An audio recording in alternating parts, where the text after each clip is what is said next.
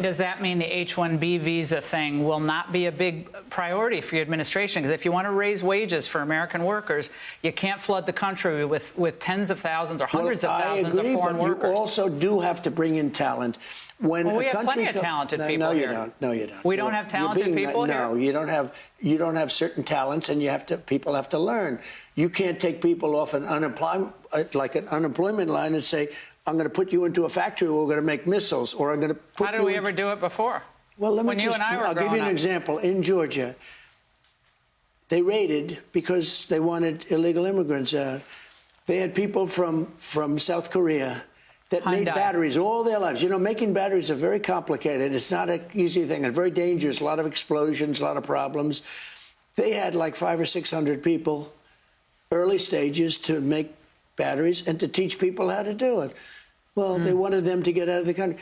You're going to need that, Laura. I mean, I know you and I disagree on this. You can't just say a country's coming in, going to invest $10 billion to build a plant, and going to take people off an unemployment line who haven't worked in 5 years, and they're going to start making missiles. It doesn't work that way. Listen to this. This is the moment a nationalist politician, the biggest of them all, stares down the camera and has to admit the cold, hard truth of anti-immigrant politics. Donald Trump, the man who built his political brand on slamming the border shut, is on Fox News arguing immigration.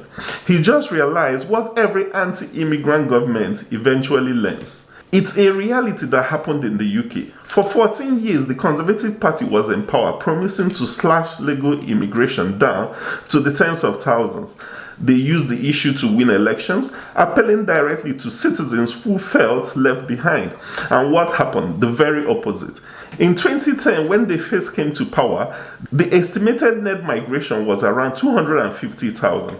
Fast forward to the end of their era, an official estimate showed a net migration soaring to record high of over 600,000 and then peaking at over 700,000 in subsequent years. More than double their starting point, they talked tough but opened the legal doors wide to fill labor shortages with skilled foreign workers. This is the brutal lesson for every citizen who makes the fight against immigration their entire political identity. Your government will use you to win, but they won't use you to build. How important an issue is immigration to you? Well, I can't get a job. They come to this country and they just get a job just like that. So when you apply, what do they say to you? Well, I've got a criminal record. Assault. Assault? Yeah. How long ago? Well, I've been out of prison now 3 years now. And so you blame immigrants rather than your criminal record? The modern economy is a cruel machine that prioritizes productivity over patriotism. The robotics engineer from India who can immediately stop down a new factory, the neurosurgeon from Africa who can fill a critical healthcare gap will be prioritized by your government over you every day of the week and twice on Sunday, literally every time.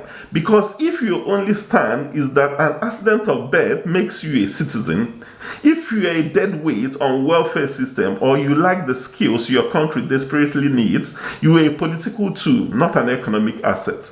So stop fighting against the people your government is begging to bring in. Upgrade yourself. That is the only real anti-immigration policy you can enact for yourself. Because right now, your government knows what Trump just admitted. They need the talent. They don't care where it comes from.